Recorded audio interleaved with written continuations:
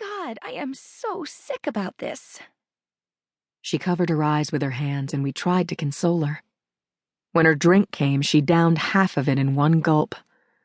Yuki overestimates her ability to hold her liquor, and I was pretty sure she'd be staggering after lunch. About then, Claire, already in an uproar, vented about the fresh young bodies piling up in her morgue, without mentioning names and details. Cindy pricked up her ears like a dog who's been asked, "Want to go for a ride in the car?" "Tell me something," she said to Claire.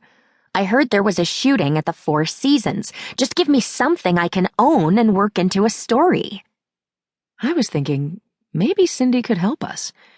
If we couldn't identify the Four Seasons victims, Cindy could run their pictures in the cron. But I wasn't there yet. I looked around the table and thought how my 3 girlfriends were all seething with a tension that was only intensified by their having to shout over the retirement festivities around us. So much was going on, I didn't have to speak. I was glad. If asked, I would have to say that my life was pretty damned good right now. My little family was healthy, Joe and I were both working, money was coming in, and even staring at a computer screen for the last 4 hours hadn't stolen the afterglow from my morning romp with my husband. It didn't occur to me to think how fast things can change. Just like that. Chapter 11.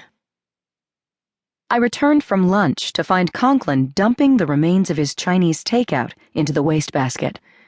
He said, "The security chief sent over lobby footage from before and after the set we've already screened. Maybe those dead kids in 1418 came in around lunchtime." I asked Inspectors Lemke and Samuels to view the 8:30 p.m. to midnight footage and gave them printouts of the mystery blonde. Then I reset my ponytail, cracked my knuckles, and sat down next to my partner. "Let's do it," I said. The video flashed onto my screen. At timestamp 12:30 p.m., the elegant lobby was humming with guests as well as local business people heading for the entrance to MKT, the hotel's restaurant. Conklin and I sat shoulder to shoulder for the next 3 hours, looking for dead people walking, occasionally shaking out our legs, using the facilities. By the time the day shift started punching out, my eyes were gritty and my temples were pounding. But I was still watching the video when the timestamp read 3:27 p.m. I hit pause.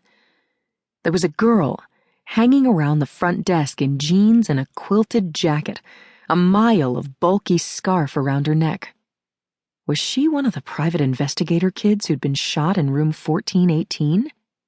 I was about to say, "Look at her," when she turned toward the elevator, and I saw her face.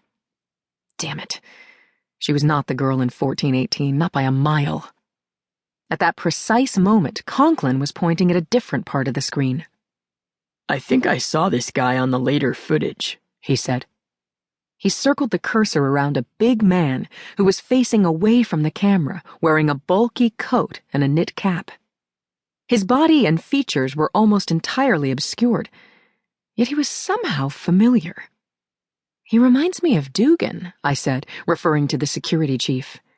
Conklin said, "That's not Dugan. Dugan Stoops."